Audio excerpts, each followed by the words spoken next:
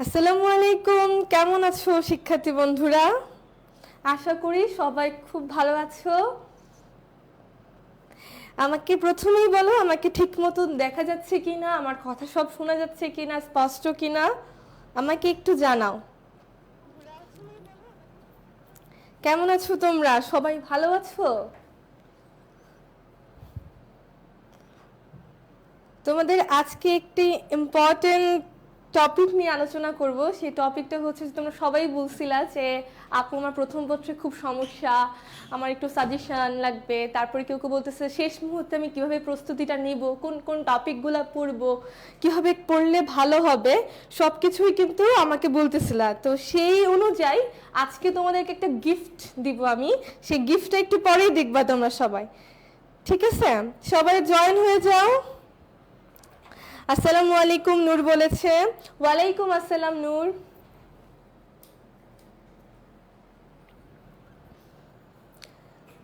তোমরা তোমাদের বন্ধুদেরকে মেনশন করে ফেলো, শেয়ার করে ফেলো, বলে দাও যে ইকোনমিক্সের ক্লাস কিন্তু শুরু হয়ে গেছে। সবাই একটু বলে ফেলো। হাবিবা ফয়সাল শেখ আসসালামু আলাইকুম। নাদিয়া আফরোজ আসসালামু আলাইকুম। ওয়ালাইকুম আসসালাম সবাইকে আমার পক্ষ থেকে। তোমরা দ্রুত জয়েন হয়ে যাও, ঠিক আছে? আমি কিন্তু তোমাদের জন্য আজকে আরেকটা গিফট রাখছি। তাই বা আপু মানেই গিফট হয়ে গেছে এখন। ওই আগের ক্লাসেও গিফট দিয়েছি, এখন ক্লাসেও একটা গিফট আছে। ইভেন আগের ক্লাসে যারা হচ্ছে যে সর্বোচ্চ মেনশন এবং শেয়ার করেছে সেই বিজয়ীকে কিন্তু আমি পেয়ে গেছি। আজকে কিন্তু সেই বিজয়ীর নাম ঘোষণা করব এবং সাথে সাথে ওই বিজয়ীর পুরস্কারটা তার কাছে চলে যাবে। মারিয়া বলেছে আসসালামু আলাইকুম আসসালাম। কেমন আছো তোমরা? সবাই ভালো আছো? বন্ধুদেরকে একটু মেনশন করে দাও, মেনশন করে ফেলো।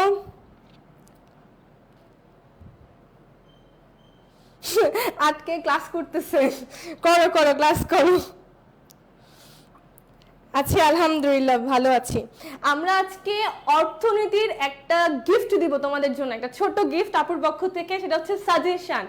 হ্যাঁ, প্রথম পত্রেরও সাজেশন এবং দ্বিতীয় পত্র, দুই পত্রেরই সাজেশন। সেখানে আমাদের অন্তত কমন পড়ার সম্ভাবনা থাকবে 70% মতন, ঠিক আছে? কমন পড়ার সম্ভাবনা থাকবে 70% মতন। আচ্ছা, সবার সবার বন্ধুদেরকে একটু মেনশন দিয়ে দাও, বলে দাও ইকোনমিক্স ক্লাস শুরু হয়ে যাচ্ছে। আচ্ছা, আমি শুরু করে ফেলি। প্রথমে হচ্ছে যে আমি কি বলবো কে ফার্স্ট হয়েছিল, যে বিজয়ী হয়েছিল, যে হচ্ছে যে সর্বোচ্চ মেনশন এবং সর্বোচ্চ শেয়ার করছে? আচ্ছা, আমি কিন্তু তোমাকে একটা বলি, আর তোমরা দুজন হয়েছো যে গিফট পাওয়ার মতন, দুজন, একটা ছেলে একটা মেয়ে মনে হয়। সবাই বিদায় অনুষ্ঠানে আছে। হ্যাঁ, আমাকে কালকে বলেছিল যে তোমাদের এই 3টার দিকে বিজয় অনুষ্ঠান আছে। বিজয় অনুষ্ঠানে বসে ক্লাস করতেছো। আচ্ছা, এখন সর্বোচ্চ যে মেনশন করছে এবং সর্বোচ্চ যে শেয়ার করছে, আমি তার নামটা ডিক্লেয়ার দিয়ে ফেলি। সর্বোচ্চ যে মেনশন করছে এবং সর্বোচ্চ যে শেয়ার করছে তার নামটা আমি কিন্তু এখন বলে ফেলি। বলে ফেলবো? আচ্ছা, প্রথম হয়েছে আশরাফি মাহমুদ সানজিদা। আমি নামটা লিখি, হ্যাঁ? আশরাফি মাহমুদ সানজিদা।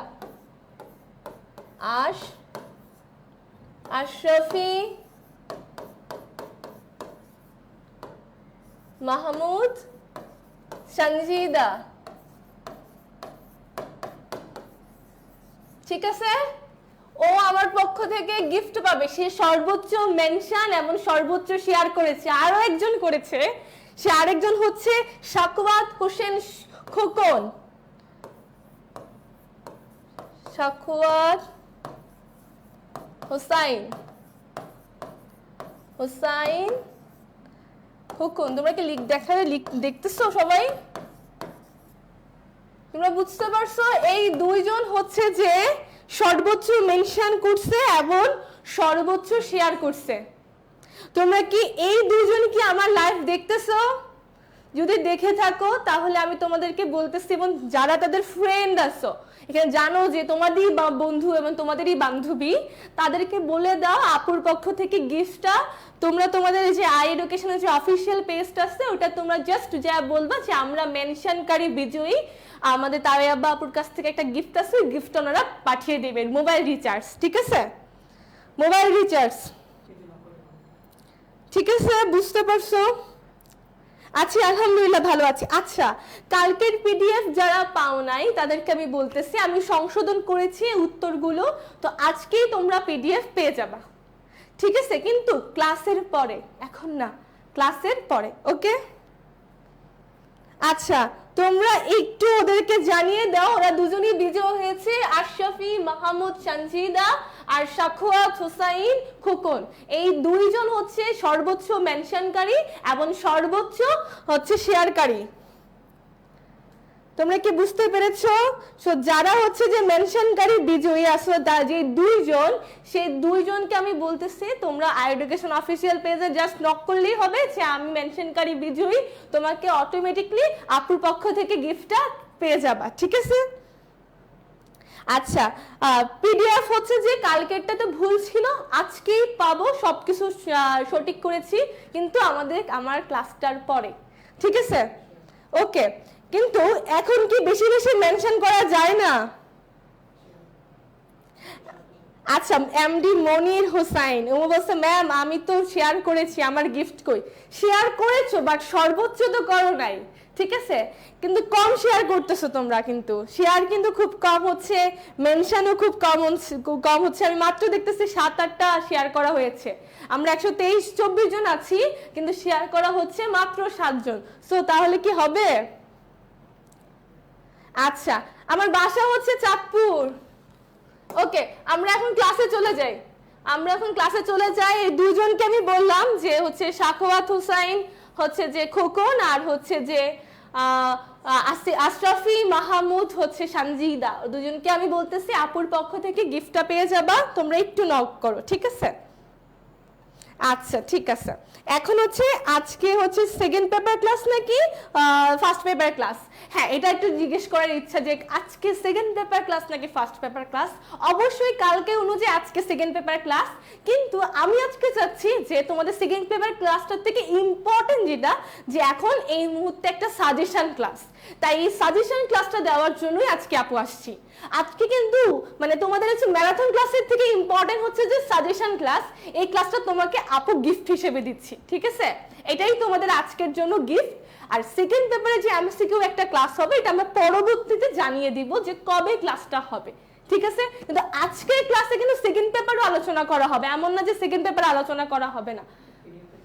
আচ্ছা, আরেকটা কথা, এই সাজেশন ক্লাসে কালকেটা তো তোমরা পাবা, ঠিক আছে, কিন্তু আজকে সাজেশন ক্লাসে যে শেয়ার করবে তাকেই আমি পিডিএফটা দিব, কেন এটা আজকে সাজেশন ক্লাসের পিডিএফ। যে শেয়ার করবে তাকেই হচ্ছে আমি পিডিএফটা দিব। হ্যাঁ, দ্বিতীয় পত্রও পড়ানো হবে, এটার সাথে সাথে দ্বিতীয় পত্রটাও পড়ানো হবে। সাজেশন দুইটাই, প্রথম পত্র দ্বিতীয় পত্র দুইটাই। ঠিক আছে, ওকে। যে শেয়ার করবে মানে স্ক্রিনশট মেরে বলবে যে আমি শেয়ার করছি, সাথে সাথেই হচ্ছে যে এই আজকে সাজেশন ক্লাসের পিডিএফটা পেয়ে যাবে। পেজে নক করতে হবে কিন্তু, বুঝছো? আচ্ছা, পেজে নক করতে হবে। ওকে, আমি আজকে শুরু করে ফেলি যে আজকে তোমাদের সাজেশন ক্লাস, যেটা তোমরা কিভাবে A+ নিশ্চিত করতে পারবা। ঠিক আছে, আজকে হচ্ছে সাজেশন ক্লাস কিভাবে A+ নিশ্চিত করতে পারবা, সেটা ফার্স্ট পেপারও এবং সেকেন্ড পেপার দুইটা, ফার্স্ট পেপারও সেকেন্ড পেপার দুইটা। ঠিক আছে, আচ্ছা এই মেনশন কোর্সের স্ক্রিনশট দিয়ে তুমি হচ্ছে যে অফিশিয়াল পেজে নক করলে তোমরা পেয়ে যাবা সবচেয়ে ইম্পর্টেন্ট অধ্যায় যা পড়া লাগবেই, যেমন যার থেকে তোমার অন্তত 3টি সৃজনশীল আসবে। কয়টি সৃজনশীল আসবে? 3টি সৃজনশীল আসবে। আচ্ছা, হ্যাঁ, কালকে ইভা ইসলাম বলছি আপু কালকেরটা পিডিএফ পাই নাই, অবশ্যই পাবা। তোমরা যে বলেছিলাম একটু উত্তর ভুল ছিল কয়েকটা, সেজন্য ওটা সঠিক করে আপু আজকে সাবমিট করে দিব। ঠিক আছে ইভা ইসলাম, ওকে। ওকে আচ্ছা ওকে আচ্ছা এখন দেখো তৃতীয় অধ্যায়টা সবচেয়ে ইম্পর্টেন্ট, যেটা বাদ দেওয়া যাবে না, কারণ এখান থেকে আমার 3টা সৃজনশীল আসবে, মানে কি 30 মার্ক। এমসিকিউ আসবে অন্তত 4 থেকে 5টা, অন্তত কয়টা 4 থেকে 5টা। তাহলে এই অধ্যায়টা আমাদের জন্য কি ভেরি ভেরি ইম্পর্টেন্ট। আজকে তোমরা নোট করতে হবে, আজকে তোমাদের কি একটু নোট করতে হবে। Share done, okay very good. আচ্ছা শেয়ার ডান, ঠিক আছে। এখন ইবা ইসলাম তুমি বুঝতে পেরেছো? আচ্ছা আপুর কথা কি বুঝতেছো? তোমরা তোমাদের যতজন শেয়ার করবা মেনশন করবা তার স্ক্রিনশটটা দিবা, আজকের ক্লাসের সাজেশনটা পাবা, আর কালকেরটা তোমাদের জন্য ফ্রি, কালকেরটা তোমরা পাবা, ঠিক আছে? কালকেরটা আমি কালকে দেই নাই, কারণ হচ্ছে যে কালকে আমাদের যে টাইপিং মিস্টেকটা হয়েছে ওটা ঠিক করা হয় নাই, আজকে হয়েছে, আজকেই দিব ইনশাআল্লাহ, ঠিক আছে? ইনশাআল্লাহ দিলেই, ঠিক আছে? ওকে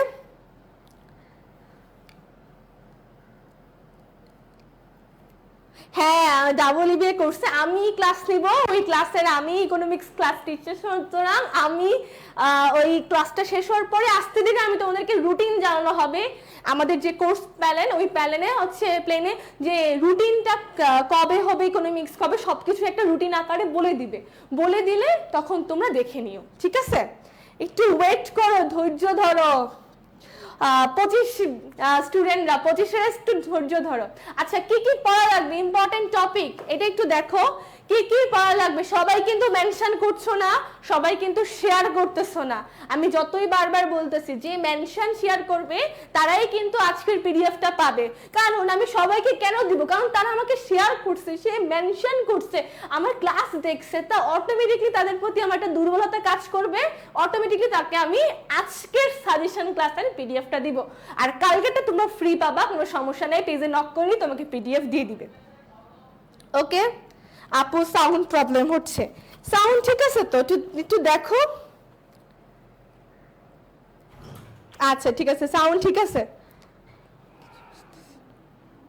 আচ্ছা এখন শুনো, কোন অধ্যায় বেশি পড়বা, কি বুঝতেছো না? আজমান আহমেদ, আমি তো বুঝাই নাই কিছু, আমি তো কোনো টপিকই বুঝাই নাই। আচ্ছা 25 সালের একজন ছাত্র, ওয়ালাইকুম আসসালাম সুমন হোসাইন, ওয়ালাইকুম আসসালাম। আচ্ছা মনোযোগ দিয়ে ক্লাসটা করো, এই ক্লাসে আমি তোমাকে বলবো কোনটা ইম্পর্টেন্ট কোনটা ইম্পর্টেন্ট না, কোনটা অতি গুরুত্বপূর্ণ কোনটা গুরুত্বপূর্ণ না, জাস্ট লেস ইম্পর্টেন্ট, বুঝতে পেরেছো?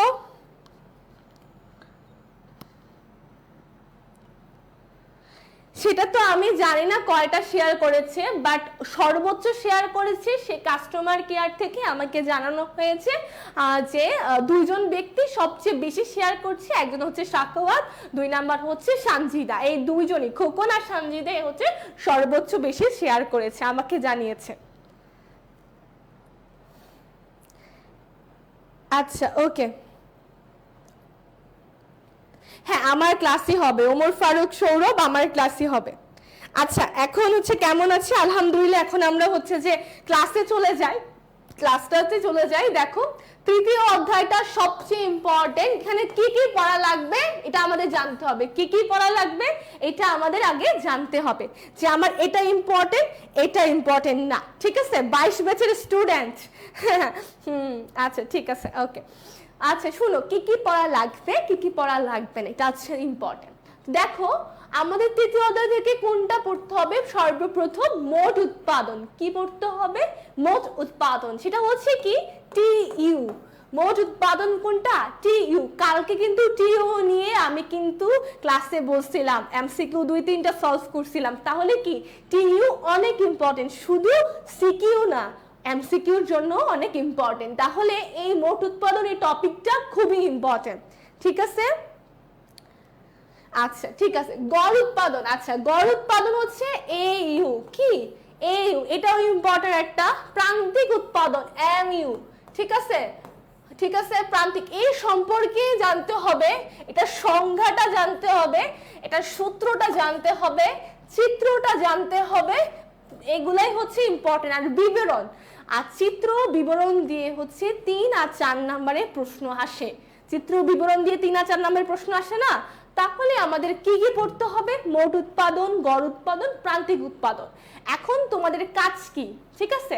তোমাদের নোটটা কি? নোটটা হচ্ছে যে তোমরা বই খুলবা, খোলার পর দেখবা মোট উৎপাদন এবং প্রান্তিক উৎপাদন এবং গড় উৎপাদন নিয়ে যেগুলা প্রশ্ন আছে, হ্যাঁ, যে কোনো একটা প্রশ্ন তুমি লিখবা, গড় উৎপাদন, মোট উৎপাদন, চিত্র আঁকবা, ওইখান থেকে বোর্ড কোশ্চেন অথবা যে কোনো একটা কোশ্চেন, এটা মূল বইয়ের হইতে পারে, অক্ষরপত্র থেকেও হতে পারে, রঞ্জিত থেকেও হতে পারে, অথবা তোমাদের হচ্ছে যে বোর্ড কোশ্চেন, যে কোশ্চেন সলভ, ওইখান থেকেও হতে পারে। যে কোনো একটা কোশ্চেন থেকে তোমরা এই কোশ্চেনটা লিখবা, ঠিক আছে? বাসায় লিখবা, প্র্যাকটিস করবা, ঠিক আছে?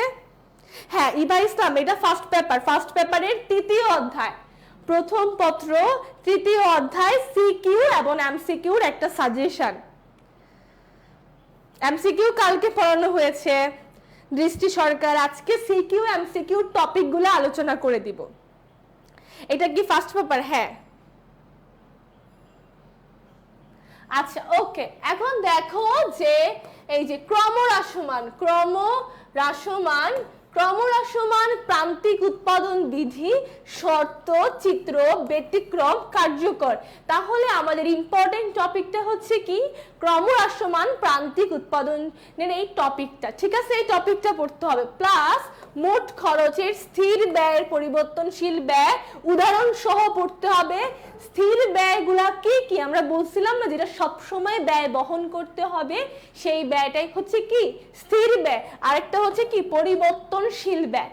তাহলে আমাদের পড়াটা বুঝতে পারছো যে তৃতীয় অধ্যায়ে কি কি পড়তে হবে? গড় ব্যয় রেখা, গড় ব্যয়, প্রান্তিক ব্যয়ের মধ্যে যে সম্পর্ক। তাহলে আমরা বুঝতে পারতেছি যে তৃতীয় অধ্যায় থেকে এই টপিকগুলা ইম্পর্টেন্ট, এগুলা কি আমাদের পড়া লাগবে, ভেরি ভেরি ইম্পর্টেন্ট, কি ভেরি ভেরি ইম্পর্টেন্ট।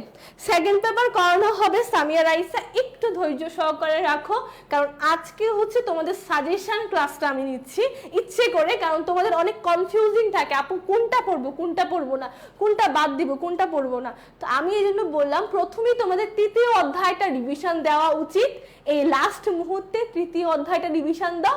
এখান থেকে তোমাদের 3টে সৃজনশীল আসবে, সো 3টে সৃজনশীল যেহেতু তৃতীয় অধ্যায় থেকে আসবে, তৃতীয় অধ্যায়টা মোস্ট মোস্ট মোস্ট ইম্পর্টেন্ট, তাই তৃতীয় অধ্যায়টা তোমাকে পড়তে হবে। ক্লিয়ার আমার কথা? ক্লিয়ার? ব্যয় পারো না? ব্যয় পারবা, ব্যয়টা টপিকটা পড়তে হবে। ব্যয়ের টপিকটা হচ্ছে ছোট, যেটা টোটাল টিসি, এসি, এমসি, ঠিক আছে? তুমি কি আমার কথা ক্লিয়ার বুঝতে পারছো? আচ্ছা, শেষ নেওয়া লাগবে না, তোমরা যদি শেয়ার করো এটা অটোমেটিকলি তোমাদের কাছে চলে আসবে, আর এটা স্ক্রিনশট নেওয়া লাগবে না। আচ্ছা, ক্লিয়ার। মাহিয়া বলছে ক্লিয়ার। আচ্ছা, ওকে, মাহি বলছে ক্লিয়ার। এখন আমরা পরের টপিকে যাই। আমাদের পরের টপিকটা হচ্ছে যে এই যে তৃতীয় অধ্যায়ের আরেকটা ইম্পর্টেন্ট টপিক ছিল, সেটা হচ্ছে পূর্ণ প্রতিযোগিতামূলক বাজার, আরেকটা উৎপাদন উপকরণে জানতে হবে, ঠিক আছে? ব্যয়, আয়ও জানতে হবে। তাহলে সবচেয়ে ইম্পর্টেন্ট কি? মোট উৎপাদন, গড় উৎপাদন। তারপরে ইম্পর্টেন্ট কি? তারপরে হচ্ছে ব্যয়, সর্বশেষ হচ্ছে কি? আয়। তাহলে কি আমরা বুঝতে পারছি কোনটা বাদ দেওয়া যাবে, কোনটা বাদ দেওয়া যাবে না? তৃতীয় অধ্যায় অনেক ইম্পর্টেন্ট। তৃতীয় অধ্যায়ের জন্য তোমাদের হচ্ছে যে এখান থেকে সৃজনশীল আসবে। ধরো এখান থেকে তুমি 40 মার্ক উঠাইতে পারবা, অথবা তুমি 30 মার্ক উঠাইতে পারবা। তাহলে তোমরা এই অধ্যায়টা অনেক ইম্পর্টেন্ট না? তৃতীয় অধ্যায়ে কি কি টপিক পড়বা বুঝছো? তো ওই টপিক অনুযায়ী নোট করে ফেলবা। আজকে কি করবা? যে টপিকগুলো দিয়েছি ওই টপিক অনুযায়ী সৃজনশীল খুঁজবা, সৃজনশীল খুঁজে ওখানে গ ঘ 3 4 যে অঙ্কগুলো আছে না, ওই অঙ্কগুলো একটা একটা করে করলেই হবে, একটা একটা করে করে ওটা হচ্ছে যে একটা নোট খাতা টাইপের বানিয়ে ফেলবা। ওকে, বুঝতে পারছো?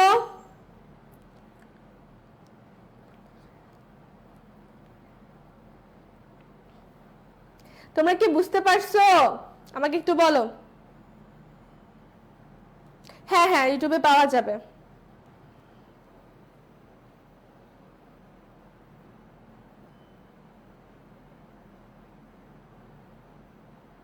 তোমরা কি বুঝতে পেরেছো? আচ্ছা ওকে, এখন হচ্ছে যে তোমাদের হচ্ছে আমি যেটা যেটা বলতে চাচ্ছি সেটা হচ্ছে যে তোমরা কি কি পড়বা কি কি পড়বা না। তাহলে তোমাদের পড়ার থেকে ইম্পর্টেন্ট কোনটা পড়া উচিত কোনটা পড়া উচিত না। তো তোমরা কি বুঝতে পারছো যে আমাদের প্রথম যে কোন টপিকটা আমরা পড়তেছি এটা হচ্ছে কি তৃতীয় অধ্যায়। এখান থেকে আমার কয়টা প্রশ্ন আসবে? এখান থেকে আমাদের অন্তত কত 30 নাম্বারের প্রশ্ন আসবে, 30 নাম্বার প্রশ্ন আসবে। ওকে আচ্ছা, তাহলে কিভাবে নোটটা করবো আমাকে কি বুঝতে পারছো? সৃজনশীলে যাবা, যে কোনো একটা বই ধরবা, এই টপিক অনুযায়ী যে এই দুইটার এই যে 7টা টপিক দেওয়া হয়েছে, ছোট ছোট সব দেওয়া লাগবে না। মোট উৎপাদন গড় উৎপাদনের একটা ছক করবা, জাস্ট এটা করে একটা না করবা। ক্রমহ্রাসমান প্রান্তিক উৎপাদন বিধির একটা চিত্র এঁকে একটা ব্যতিক্রম কয়েকটা টপিক লিখবা। এভাবে ছোট ছোট করে সবগুলা টাচ করে একটা নোট খাতা বানাবা। বুঝতে পারছো? তৃতীয় অধ্যায় নিয়ে কোনো প্রবলেম আছে? উৎপাদন ব্যয় ও আয়, হ্যাঁ এটাই তৃতীয় অধ্যায়ের নাম, তুমি উৎপাদন বুঝছো? সবাই নোটটা করতে পারবা না বলো? 3টা চ্যাপ্টার থেকে 3টা সিকিউ, থার্ড চ্যাপ্টার হ্যাঁ 3টা সিকিউ আসে, এখান থেকে 3টা সিকিউ আসে, মাঝে মাঝে 2টা আসে, কিন্তু 3টা মাঝে মাঝে এসেই যায়। সো আমাদের জন্য এটা খুবই ইম্পর্টেন্ট। কত ইম্পর্টেন্ট? খুবই ইম্পর্টেন্ট। Okay clear? আচ্ছা এখন হচ্ছে আমরা এখন পরের টপিকে যাই। ওকে, পরে কোন টপিকটা আমরা পড়বো? আমরা নোট করতে পারবো না? সেকেন্ড পেপার পড়াবো, ধৈর্য ধরতে হবে, ধৈর্যের ফল মিষ্টি হয়। সো তোমাদের একটু ধৈর্য ধরতে হবে, সেকেন্ড পেপার পড়াবো, ঠিক আছে? আজকে এটা গিফট ক্লাস দিচ্ছি, এটা ভালো লাগতেছে না বলো? যে এই গিফটটা ক্লাসটা দিলাম, এই ক্লাসটা তো নেওয়ারই কথা ছিল না, যে সাজেশন ক্লাসের একটা ক্লাস হবে। তো যেহেতু এই ক্লাসটা তোমাকে আমরা গিফট করতেছি, সো একটু মনোযোগ দিয়ে করো, প্লাস হচ্ছে যে বন্ধুদেরকে মেনশন দিয়ে দাও। আচ্ছা এখন দেখো শিফা, ইকোনমিক ফার্স্ট না সেকেন্ড? আচ্ছা দেখো, এই দেখো তৃতীয় অধ্যায়টা, তৃতীয় অধ্যায়তে চাহিদা সবচেয়ে ইম্পর্টেন্ট। কি চাহিদা? তারপরে কি স্থিতিস্থাপক চাহিদা। আচ্ছা এখানে স্থিতিস্থাপকের মধ্যে আমি সবচেয়ে গুরুত্ব দিব আড়াআড়ি স্থিতিস্থাপক, দাম স্থিতিস্থাপক। কোনটা? 2টা, আড়াআড়ি স্থিতিস্থাপক আর হচ্ছে কি দাম স্থিতিস্থাপক। কয়টা গুরুত্ব দিব? 2টা। Okay clear? হ্যাঁ যে কোনো বোর্ডের একটা পড়ে তোমার মনের মতন, জাস্ট তোমার মন যেটা বলতেছে আমি এটা নোট করব, জাস্ট ওই টপিকটা তুমি জাস্ট মাথায় রাখবে, যে টপিকটা আপু বলছে এই টপিকটা জাস্ট আমি খাতায় লিখে ছবি তুলে আই এডুকেশন অফিসিয়াল গ্রুপে দিয়ে দিবা।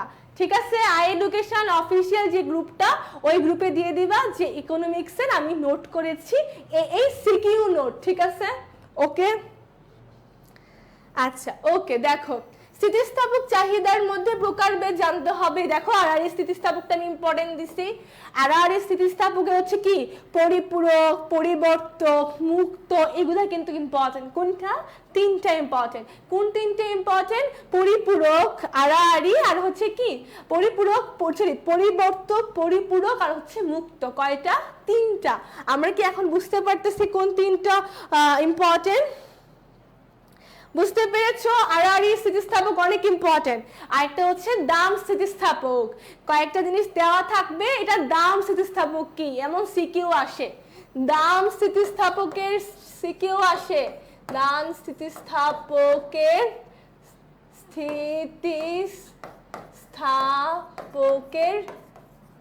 সৃজনশীল আছে, সিকিউ আসে, দাম স্থিতিস্থাপকের কি সিকিউ আসে। আচ্ছা আমি সায়েন্সে তাও দেখতেছি। হ্যাঁ আচ্ছা থ্যাংক ইউ সো মাচ যারা হচ্ছে যে আমার ক্লাসটা দেখতেছো, এবং আমি আরো থ্যাংক ইউ জানাবো যদি তোমরা মেনশন করো, শেয়ার করো, ইকোনমিক্স ক্লাসটা বুঝায় দাও, যে সবাই দেখো যে সাজেশন ক্লাস আজকে গিফট ক্লাস হচ্ছে। গিফট না বলো, আমার আজকে সেকেন্ড পেপার পড়ানোর কথা, আমি 2টা ক্লাসই, ফার্স্ট পেপারও এবং সেকেন্ড পেপার 2টারই আমি হচ্ছে সাজেশন ক্লাসটা নিচ্ছি। ঠিক আছে? ওকে শাওন চর ভট্টাচার্য আসছো এতক্ষণ পর, আসসালামু আলাইকুম বলেছো। ওয়ালাইকুম আসসালাম। কালকে তো তুমি ক্লাস করেছো আমি জানি, আমি তোমার কমেন্ট পড়েছিলাম। যোগান, এখন আমরা পড়বো কি যোগান। ওকে যোগান, তাহলে যোগান হচ্ছে স্থিতিস্থাপকের প্রকারভেদ, বিধি, রেখা। কি স্থিতিস্থাপকের প্রকারভেদ, বিধি আর হচ্ছে কি রেখা। ওকে, ভারসাম্য দাব। আচ্ছা, একটা অঙ্ক আছে না, চিত্রটা মনে আছে তোমাদের? এই চিত্রটার কথা দেখো, একটু চিত্রটার দিকে তাকাও।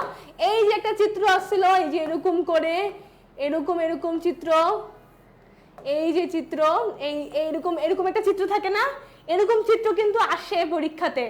ঠিক আছে, এটা কি যোগানের ভারসাম্য চিত্র। আবার আরেকটা থাকে না এরকম যোগান আর এবং, এই চিত্রগুলা অনেক ইম্পর্টেন্ট। ক্লিয়ার? আচ্ছা, হ্যাঁ, হটস্পট নিয়ে ক্লাস করো।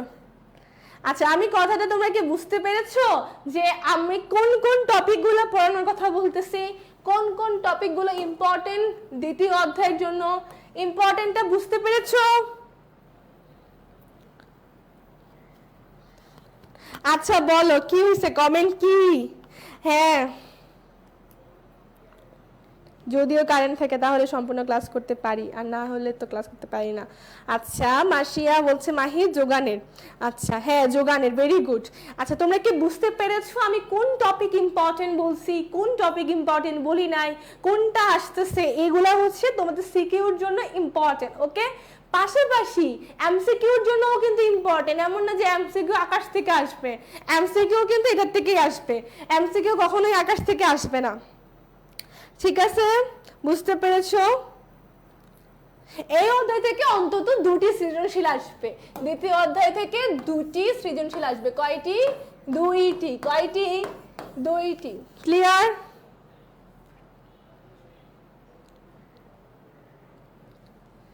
ওকে, আচ্ছা ঠিক আছে, আমরা পরেরটাতে চলে যাই। ক্লিয়ার হয়েছে সবাই? আমাকে একটু জানাও যে তোমরা ক্লিয়ার হইছো কিনা।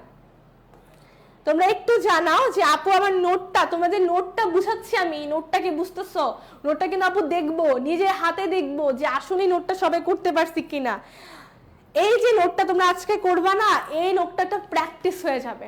প্র্যাকটিসের কারণে কি হবে, পরীক্ষা অটোমেটিকলি তোমাদের ওটা বুঝে যাবে যে এভাবে টিইউ বের করতে হয়, এভাবে এমইউ বের করতে হয়। ক্লিয়ার? আচ্ছা, আড়াআড়ি স্থিতিস্থাপকেরটা হচ্ছে, আড়াআড়ি স্থিতিস্থাপক হচ্ছে পরিপূরক পরিবর্তক, ওটা ঠিক আছে। পরিপূরকটা হচ্ছে যে এটা হচ্ছে চা চিনি, একটা একটার অন্তরঙ্গ সম্পর্ক, একটা ছাড়া একটা বাঁচতে পারবে না, মরে যাবে, এই জিনিসটি হচ্ছে পরিপূরক। আর পরিবর্তক হচ্ছে এটার বদলে এটা, এটা ভালো না, এটা খারাপ, মানে এটা চয়েস, আমার এটা পছন্দ হচ্ছে না ওটা, আমি এটা দাম বেড়ে যাচ্ছে আমি ওটা নিব, এটাই হচ্ছে পরিবর্তক। ঠিক আছে, আর মুক্ত হচ্ছে কোনো মিলই নাই। ধরো হচ্ছে চাল আর হচ্ছে আপেল, এগুলো হচ্ছে কোনো মিল নাই। ক্লিয়ার হইছো? আর স্থিতিস্থাপকটা আমার ফ্রেন্ড নাই তেমন, নিজে ভাইয়ার একটা ফ্রেন্ডের শেয়ার করছি। Thank you so much. আচ্ছা, পিডিএফ পাবা, এই শেয়ারটা বলে দিও। ঠিক আছে, এর পরের অধ্যায়টা কি ইম্পর্টেন্ট? প্রথম অধ্যায়। কোনটা ইম্পর্টেন্ট বললাম? প্রথম অধ্যায়। ঠিক আছে, কোনটা ইম্পর্টেন্ট বলছে? প্রথম অধ্যায়। তোমরা কি খেয়াল করতেছো কোনটা ইম্পর্টেন্ট বলছি? একটু বলো তো। থ্যাংক ইউ হাবিবা ফয়সাল হচ্ছে শেখ, আমি থ্যাংক ইউ জানাচ্ছি তোমাকে, তুমি শেয়ার করার জন্য। তুমি হচ্ছে যে পেয়ে যাবে ইনশাআল্লাহ, তুমি যেহেতু শেয়ার করেছো তোমাকে আমি কেন দিব না, অবশ্যই দিব। আচ্ছা, এখন হচ্ছে যে ইম্পর্টেন্ট কি প্রথম অধ্যায়টা। তো প্রথম তৃতীয় অধ্যায়, তারপরে দ্বিতীয় অধ্যায়, এখন হবে কি প্রথম অধ্যায়। তো প্রথম অধ্যায়ে আমার কি কি টপিক আলোচনা করা লাগবে সেটা হচ্ছে উৎপাদন সম্ভাবনার রেখার যাবতীয়, সেটা হইতে পারে অপূর্ণ নিয়োগ, পূর্ণ নিয়োগ, অদক্ষ অঞ্চল। তোমরা কি বুঝতে পারছো? উৎপাদন সম্ভাবনার, এই তো সবাই জানে, এই যে উৎপাদন সম্ভাবনা, এটা এই যে এই উৎপাদন সম্ভাবনা রেখার এই যে এখানে একটা বিন্দু, এখানে একটা বিন্দু, এই যেটা যাবতীয় বলতে এটা বোঝানো হয়েছে, যাবতীয় বলতে এটা বোঝানো হয়েছে। তোমরা কি নোটটা করতে পারবো? আমাকে একটু বলো যে এরকম আমি নোট করে দেখাতে পারবো ইনশাআল্লাহ। তোমরা একটু বলো। হ্যাঁ, শেয়ার করেছো Talukdar, thank you so much. আমাদের পেজে একটু জানাও যে আমি শেয়ার করেছি, স্ক্রিনশটটা দিয়ে দাও, তুমি পিডিএফটা পেয়ে যাবা ক্লাস শেষে। হ্যাঁ অবশ্যই, যে ইয়াকে বলতেছে, ফয়সাল বলতেছে, আমি অবশ্যই দিব। আচ্ছা, আহমেদ ফারহান, ইনশাআল্লাহ। ওকে, ইনশাআল্লাহ। সবাই একটু করতে পারবা না নোটটা? এই নোটটা বুঝতে পেরেছ? উৎপাদন সম্ভাবনা রেখার এরকম একটা চিত্র আঁকবা, এটার ব্যাখ্যা করে ফেলবা, এরকম একটা চিত্র এঁকে ব্যাখ্যা করে ফেলবা। যদি অসুবিধা হয় তাহলে তোমরা কি করবা, যে কোনো একটা সৃজনশীল বই খুলবা, বই খুলে হচ্ছে সৃজনশীলে যাবা, যে ওখান থেকে একটা প্রশ্ন সিলেক্ট করে তারপরে এরকম প্রশ্ন একটা সিলেক্ট করে তারপরে তুমি অঙ্কটা করে ফেলবা। ঠিক আছে, ক্লিয়ার? বুঝতে পেরেছো? আচ্ছা, এখন হচ্ছে পরবর্তী টপিক হচ্ছে সুযোগ ব্যয়। কালকে কিন্তু একটা সুযোগ ব্যয়ের অঙ্ক করাইছিলাম, ভুলে গেছো? ওই যে এটার অনুযায়ী এটার সুযোগ ব্যয় কত, এটার অনুযায়ী এটার সুযোগ ব্যয় কত, এরকম একটা অঙ্ক করাইছিলাম না? বলো, একটা অঙ্ক করাইছিলাম না? যে 35 আর হচ্ছে 2 হইছে, ভুলে গেছো মনে হয়, 35 নাকি 35 মন, এরকম একটা অঙ্ক আমি করিয়েছিলাম না? এইখানে এরকম একটা সুযোগ ব্যয়, আরেকটা কথা শুনো, সুযোগ ব্যয় করলে উৎপাদন সম্ভাবনা রেখা করা লাগবে না, ঠিক আছে? যে কোনো একটা করলেই হবে, আমি তোমাদেরকে চাপ দিতে চাচ্ছি না, ঠিক আছে? হ্যাঁ, ধান আর গমের একটা সুযোগ ব্যয় করাইছিলাম, ওই ধান আর গমেরটাই তোমরা বুঝছো না, সুতরাং এটা করানো লাগবে না, জাস্ট উৎপাদন সম্ভাবনাটাই নোট করবা। কোনটা নোট করবা? উৎপাদন সম্ভাবনাটা। তুমি বারবার বলতেছি নোটটা করা উচিত, ঠিক আছে? নোটটা করলে কি হবে জানো? নোটটা করলে একবারে ক্লিয়ার হয়ে যাবে, সিকিউ তো আর প্রবলেম হবে না, ঠিক আছে? ওকে, ক্লিয়ার? দুষ্প্রাপ্যতা কাকে বলে, এটা কজন আসে? দুষ্প্রাপ্যতা কাকে বলে, নির্বাচন কাকে বলে, অর্থ ব্যবস্থার প্রকারভেদ, কি অর্থ ব্যবস্থার প্রকারভেদ গুলো বুঝছো? এটা নোট করা লাগবে না, এটা নোটটা জাস্ট এটা নোট করা লাগবে না, জাস্ট অর্থ ব্যবস্থাগুলো তোমাদের মনে রাখলেই হবে। ধনতান্ত্রিক অর্থ ব্যবস্থার বৈশিষ্ট্য, মিশ্র অর্থ ব্যবস্থার বৈশিষ্ট্য, সমাজতান্ত্রিক অর্থ ব্যবস্থার বৈশিষ্ট্য, এই তিনটা অর্থ ব্যবস্থা পড়লেই হবে। কয়টা? তিনটা। কয়টা অর্থ ব্যবস্থা? তিনটা। ক্লিয়ার সবাই? আমাকে একটু বলো। আচ্ছা, ক্লিয়ার হও কিনা আমাকে একটু ক্লিয়ার জানাও, আমি তো বুঝবো না সবাই কি, আমি বুঝতেছি না যে সবাই শেয়ারও করতেছে না, মেনশনও করতেছে না। ক্লাস কি নেওয়া অফ করে দিব নাকি? সাজেশন ক্লাসে এরকম অবস্থা। হ্যাঁ, তিনটা। ওকে, আচ্ছা, ওকে, এখন আমরা পড়বো যে বাসায় খাতা কলম। আচ্ছা, ক্লিয়ার আপু? ওকে, আচ্ছা, চতুর্থ অধ্যায়টা একটু দেখো। চতুর্থ অধ্যায় থেকে এত পড়া লাগবে না, জাস্ট হচ্ছে বাজার কাঠামোর শ্রেণী বিভাগটা জানলেই হবে। সময়ের ভিত্তিতে বাজার কত প্রকার বলো তো? সময়ের ভিত্তিতে বাজার কত প্রকার বলো তো?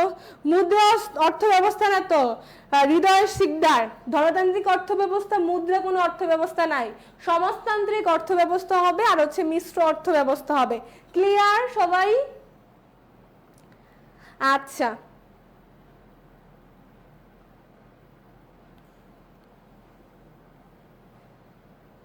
আচ্ছা, আমি দেখতেছি, আমি তো দেখি যারা মেনশন করে, আমি কিন্তু দেখি, আমি বলি না ঠিকই, বাট আমি দেখতেছি যে মেনশন করা হচ্ছে। কিন্তু মেনশনের থেকে শেয়ারটাও করে ফেলো, মেনশনটাও করো, দেখবো অটোমেটিকলি পড়াইতে মজা লাগবে, ঠিক আছে? ওকে, আচ্ছা, এখন দেখো বাজারের জাস্ট হচ্ছে কাঠামোটা পড়বা। আমাকে একটু বলো তো সময়ের ভিত্তিতে কত প্রকার? এই তো ভুল করছে, ফয়সা ভুল করছে, 2 হবে না, পারভিন একটা 4 বলেছে, তুর্য বলেছে 4, ওদেরটা ঠিক আছে। 4 প্রকার কি কি বলো তো একটু? আচ্ছা, কি কি একটু বলো। 4 প্রকার, তাহলে কালকে ক্লাস করেছো সবাই? তাহলে যেহেতু 4 প্রকার বলছো, তাহলে কি কালকে ক্লাস করা হয়েছে? 4 প্রকার কি কি? মারমা আসছো, কালকে ক্লাস করছিলাম আমি তো জানি। মাহিম, আচ্ছা, এখন 4 প্রকার কি কি আমাকে একটু জানাও, যে 4 প্রকার কি কি? 4 প্রকার কি কি?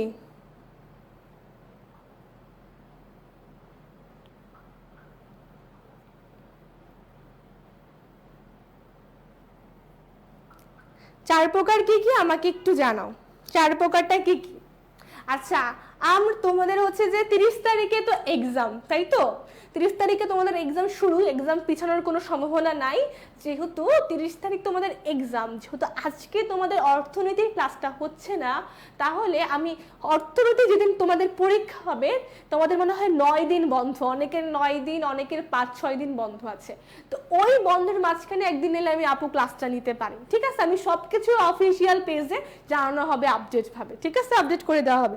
এই যে একজন বলছে, শাহন ভট্টাচার্য বলেছে যে স্বল্পকালীন, অতি স্বল্পকালীন, দীর্ঘকালীন, অতি দীর্ঘকালীন। ভেরি গুড, তাহলে কালকে ক্লাসটা করা হয়েছে সবার, যেহেতু 4টা বলেছো।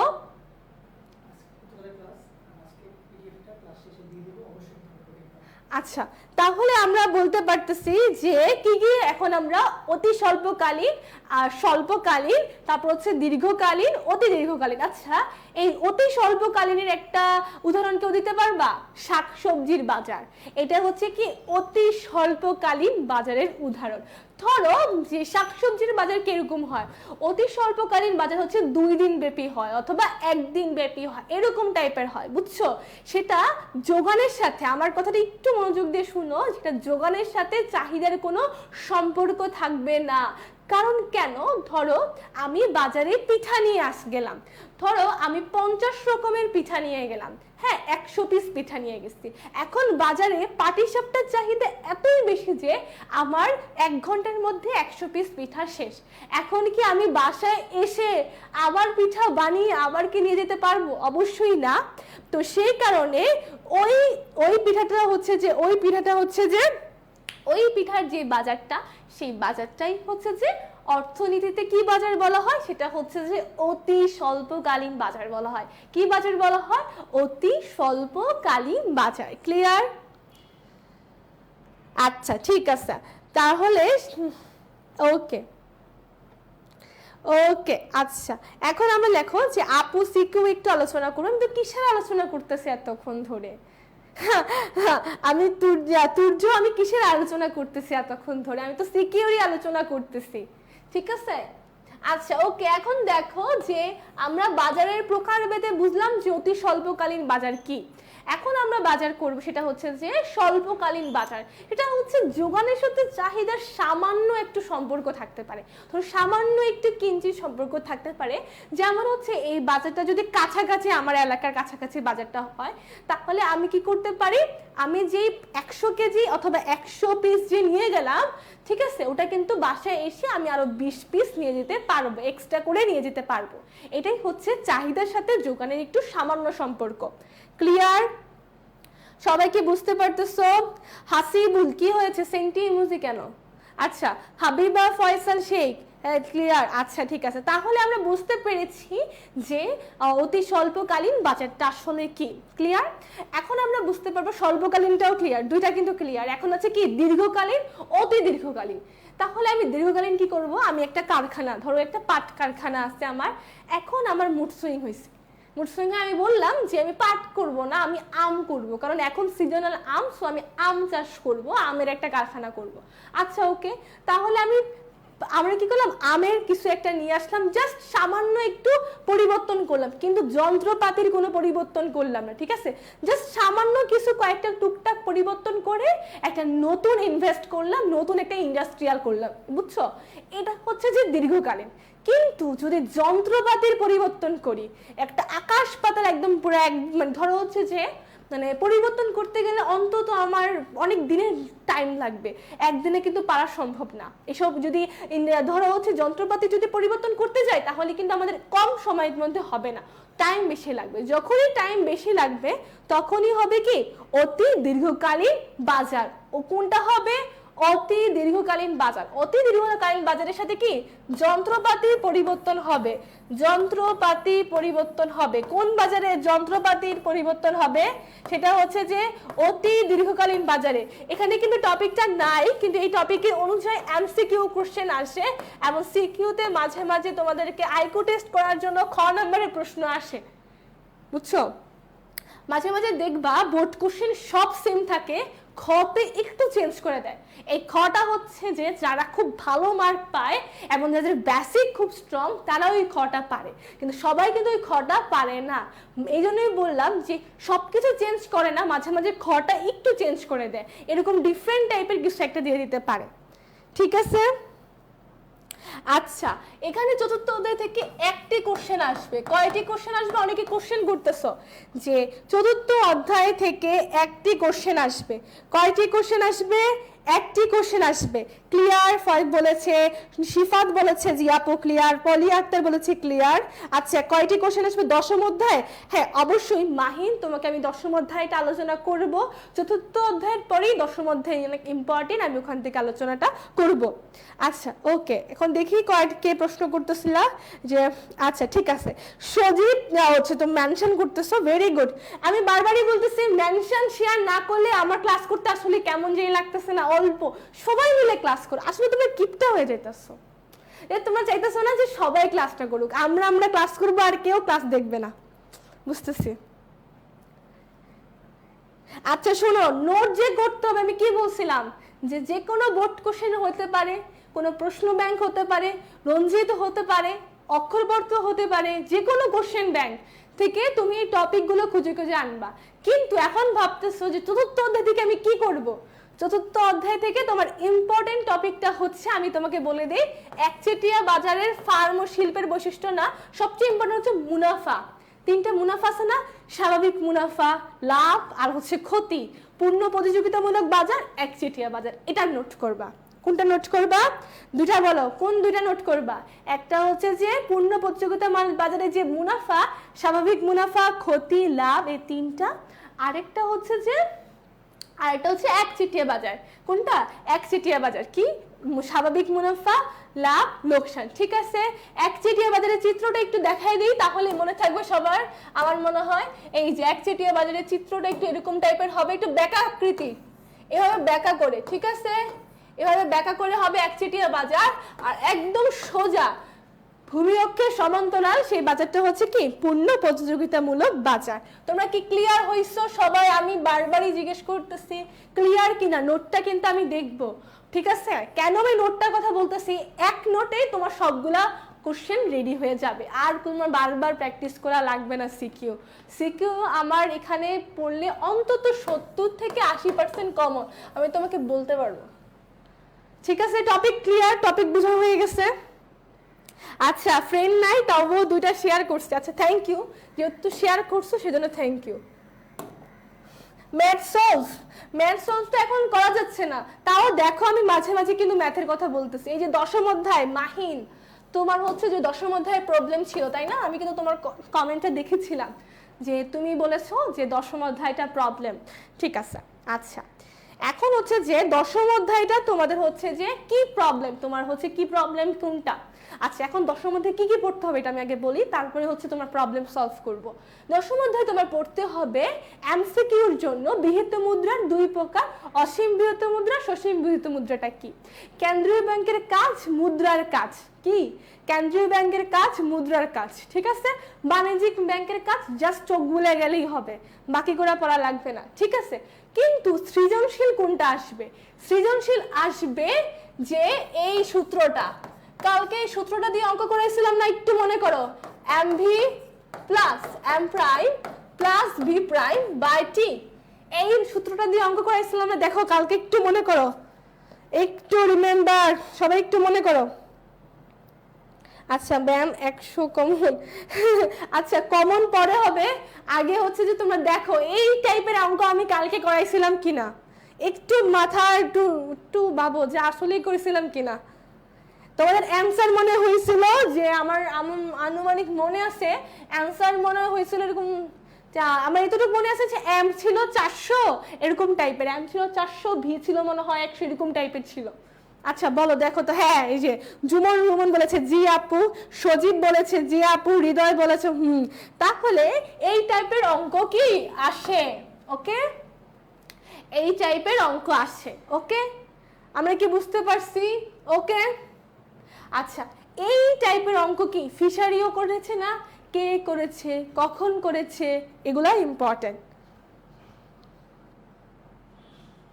হ্যাঁ দশম মধ্যে এই সূত্রটা থেকে অঙ্কটা আসে, আর কোনো সূত্র নাই। খুব কম সূত্র আসে এই অধ্যায়টা থেকে, এই সূত্র দিয়ে আসে, আর ব্যাংক থেকে আসে, আর মাঝে মাঝে একটু ব্যতিক্রম মানে একটু মানে বাচ্চা পোলাপাইন যদি কোশ্চেন করে, মানে বাচ্চা টাইপের কোশ্চেন করে, তাহলে যে অনলাইন ব্যাংকিং এগুলো তো পড়া লাগে না, এগুলো জাস্ট বেসিক নলেজ দিয়ে আমরা লিখতে পারবো। এই যে অনলাইন ব্যাংকিং, তারপরে মোবাইল ব্যাংকিং, এগুলো হচ্ছে মাঝে মাঝে আসে, যে আমি লিখে দিয়েছি মোবাইল ব্যাংকিং বা এইসব থেকে মাঝে মাঝে কোশ্চেন আসে। তো আমরা এখান থেকে কয়টা প্রশ্ন পাবো? একটি প্রশ্ন পাবো, মাঝে মাঝে ভালো থাকবে দুইটা দেয়, এটা কিন্তু শিওর না, কিন্তু একটা থাকেই, একটা থাকবেই, ঠিক আছে? এই যে জাহিদ আশা বলতেছে এটা কি 24 ব্যাচের? আরে বাচ্চা কি ক্লাস করতেছো তুমি? তো 24-এর জন্যই তো দিতেছি, তোমাদের পরীক্ষা দেখে তো সাজেশন দিতেছি, নাকি 25-এর জন্য দিতেছি আমি? দশম অধ্যায় থেকে কয়টা আসবে? মোবারক বলেছেন, এই যে স্যার মোবারক স্যার, এইখানে একটা আসবে, একটি আসবে, ঠিক আছে? ওকে, আচ্ছা ওকে, একটা শিওর আসবে। ওকে, দশম অধ্যায় প্রবলেম সলভ হয়েছে। এমসিকিউর জন্য কিন্তু মোবাইল ব্যাংকিং থেকে কোশ্চেন আসে, ঠিক আছে? পূর্ণরূপ, ভালো কথা, পূর্ণরূপ, ওকে, পূর্ণরূপ অনেক ইম্পর্টেন্ট। এখানে কয়েকটা পূর্ণরূপ আছে, পূর্ণরূপগুলো শিখে ফেললো। সবাই কি ক্লিয়ার? সবাই কি ক্লিয়ার? আমি পরের অধ্যায়ে যাচ্ছি, নবম অধ্যায়। এটা আমার পছন্দের অধ্যায় না, আমি সরাসরি বলতেছি, এটা আমার পছন্দের অধ্যায় না। আমার এই প্রথম অধ্যায়টা পছন্দই না। যখন আমি পরীক্ষা দিতাম তখন এই অধ্যায়টা অলওয়েজ স্কিপ করতাম, বাট এমসিকিউ তো আমাকে ছাড়বে না, বুঝছো? এমসিকিউ তো আমাকে ছাড়বে না, তাই হচ্ছে যে এমসিকিউ ওটা আমি করতাম। এটা এরকম হলো কেন? দাঁড়াও,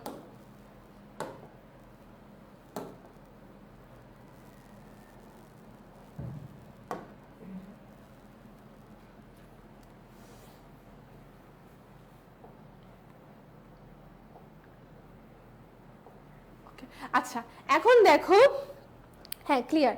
আচ্ছা এখন দেখো যে নবম অধ্যায়, ঠিক আছে? নবম অধ্যায় থেকে তোমাদের কোশ্চেন আসে বেশিরভাগ করে, এটা হচ্ছে বিনিয়োগ, সঞ্চয়, ঠিক আছে?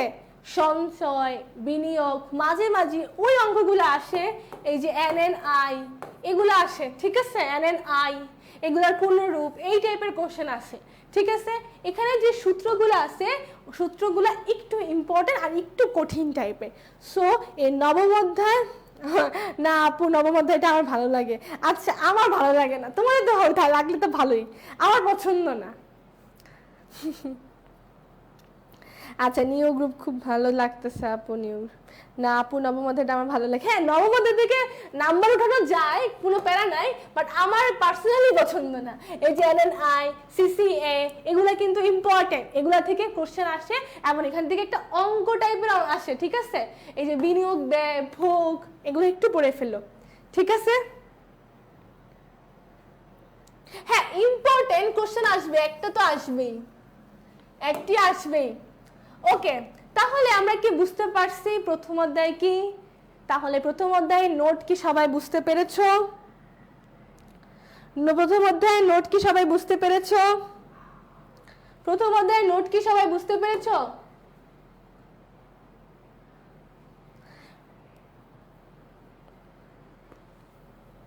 আচ্ছা প্রথম অধ্যায়ের নোটটা কি সবাই বুঝতে পেরেছো? আমাকে একটু জানাও যে হ্যাঁ আমি প্রশ্নগুলো বুঝতে পেরেছি, আমি সব প্রশ্ন এই টাইপেরই। ইয়েস আপু। আচ্ছা ওকে, আমি এখন দ্বিতীয় পত্রতে যাই। সবার সাধনা, ওই যে বলে না অনেক সাধনার পর, যে অনেক সাধনার পরে এখন আমরা দ্বিতীয় অধ্যায়ে আসছি, ঠিক আছে? অনেক সাধনার পর আমরা এখন দ্বিতীয় অধ্যায়ে আসছি।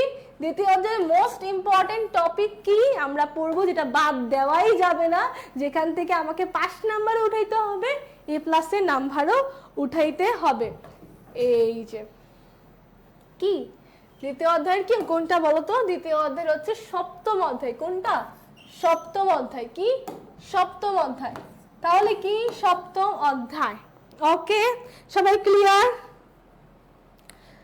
সবাই বন্ধুদেরকে একটু মেনশন দাও, সবাই কিন্তু ভুলে গেছে যে দ্বিতীয় অধ্যায় পড়ানোর কথা। সবাই প্রথম অধ্যায় দেখে মনে অনেক ঘুমাইতে চলে গেছে। আরে আপু তো প্রথম অধ্যায় পড়ায়, দ্বিতীয় অধ্যায় পড়ায়, এই আজকে এখন দ্বিতীয় অধ্যায় শুরু করব। সময় কি প্রথম পত্র পড়িয়েছেন আপু? হ্যাঁ প্রথম অধ্যায় পড়িয়েছি, এখন দ্বিতীয় অধ্যায়, দ্বিতীয় পত্রের মোস্ট ইম্পর্টেন্ট অধ্যায় সেটা পড়াবো। আচ্ছা ওকে, আচ্ছা আচ্ছা এখন দেখো মাইশাপু মাহি। আচ্ছা এখন দেখো যে সপ্তম অধ্যায় কি কি ইম্পর্টেন্ট কি কি ইম্পর্টেন্ট না। আসলে ইম্পর্টেন্ট গুলাই হচ্ছে যে তোমাদেরকে আমি লিখে দিয়েছি। মুদ্রাস্ফীতি, মুদ্রাস্ফীতির সূত্র, মুদ্রাস্ফীতি নিয়ন্ত্রণের উপায়, এই নিয়ন্ত্রণের উপায়টা পড়াই লাগবে। বাংলাদেশে মুদ্রাস্ফীতি হওয়ার কারণ কি, আরেকটা প্রশ্ন লিখে রাখো, বাংলাদেশে মুদ্রাস্ফীতি হওয়ার কারণ কি, মুদ্রাস্ফীতি হওয়ার কারণ কি।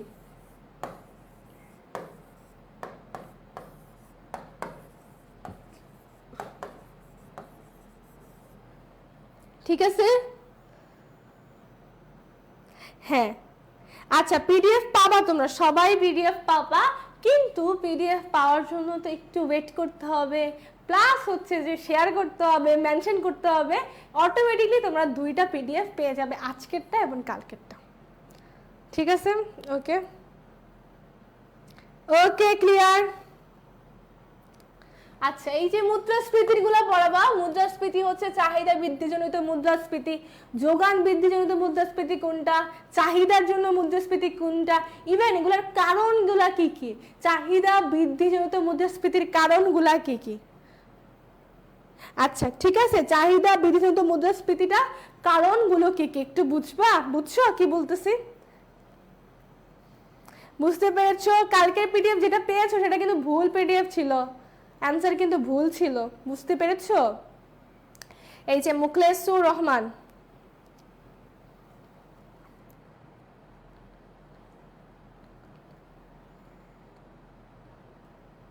আচ্ছা ওকে বাদ দাও। আচ্ছা মুদ্রাস্ফীতিটা আমরা বুঝতে পেরেছি, এখন হচ্ছে যে আমরা চলে যাব যে মুদ্রাস্ফীতির সূত্র কি কি পড়বো আমরা, আবার আমার সাথে সাথে বলো। সেটা হচ্ছে যে চাহিদা বৃদ্ধিজনিত মুদ্রাস্ফীতি, তারপরে হচ্ছে যে কি, তারপরে হচ্ছে যোগান বৃদ্ধিজনিত মুদ্রাস্ফীতির কারণ কি কি কি কারণে হয়, কি কি কারণে হওয়া উচিত না, সেগুলো পড়বো। আমরা কি বুঝতে পারতেছি, আমি বারবারই কোশ্চেন করতেছি ইচ্ছে করে, তোমাদের কোশ্চেনটা যেন ভুল না যাও, ইভেন তোমাদের নোট করতে যেন সুবিধা হয়। ঠিক আছে, নোট করতে যেন সুবিধা হয়, বুঝছো।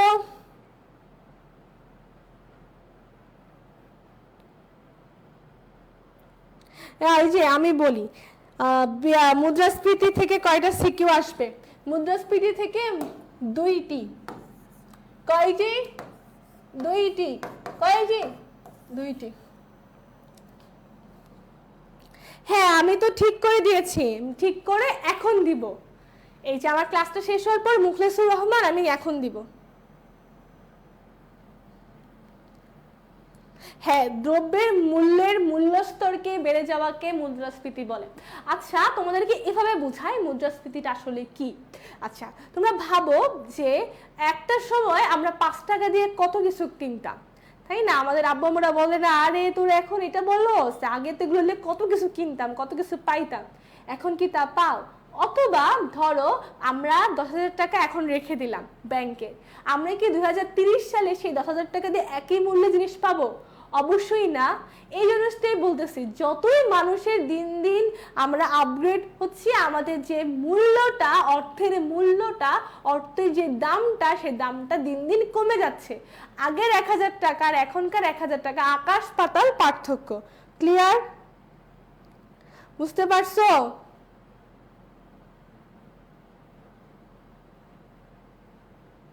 তোমরা কি বুঝছো, ক্লিয়ার।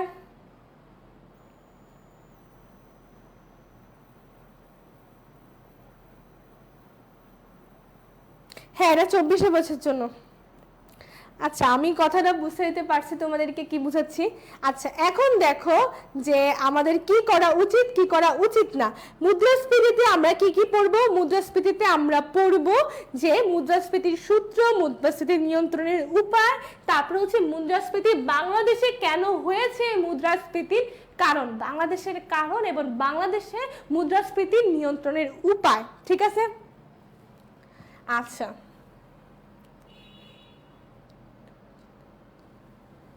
এই অধ্যায়টা কিন্তু খুব ইম্পর্টেন্ট একটা অধ্যায়। কোনটা স্কিপ করছিলা?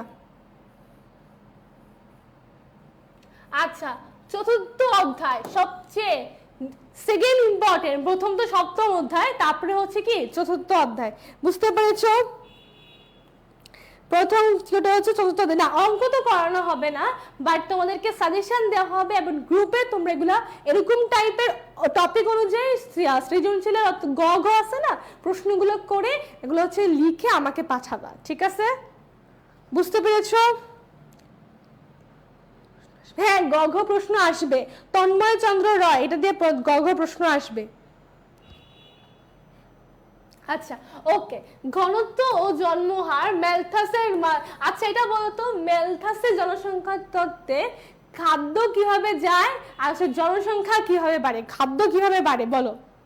ম্যালথাসের জনসংখ্যার তত্ত্বে খাদ্য কিভাবে বাড়ে আর জনগণ কিভাবে বাড়ে বলো? জনসংখ্যা কিভাবে বাড়ে, খাদ্য কিভাবে বাড়ে?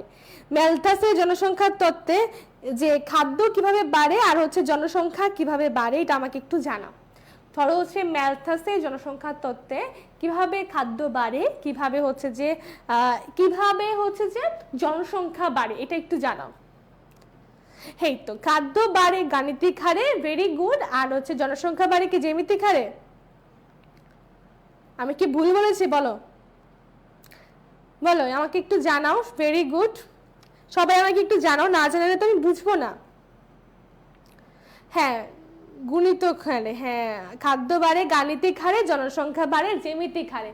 সো ওই জিনিসটা কিন্তু জানতে হবে। ইভেন এটাও আমাদের জানতে হবে জনসংখ্যার তত্ত্ব আর হচ্ছে কাম্য জনসংখ্যার তত্ত্বের কোন তত্ত্বটা বেশি সমালোচনা করছে, মানে কোন তত্ত্বটা আমাদের জন্য ভালো, এটাও কিন্তু জানতে হবে, ঠিক আছে? জ্যামিতিক হারে ভালো, ওই যে কাম্য জনসংখ্যার তত্ত্বটা কেন ভালো, কি কারণে ভালো, ম্যালথাসের জনসংখ্যার তত্ত্ব কোথায় কোথায় প্রযোজ্য, এটা জানতে হবে। প্লাস কাম্য জনসংখ্যার তত্ত্বগুলা কি কি সেটাও আমাদের জানতে হবে। ক্লিয়ার? ওকে, আচ্ছা। এখন আমরা পড়ব মানব সম্পদের উন্নয়নের সূচক। এটা অনেক ইম্পর্টেন্ট, মানব সম্পদ উন্নয়নের সূচক।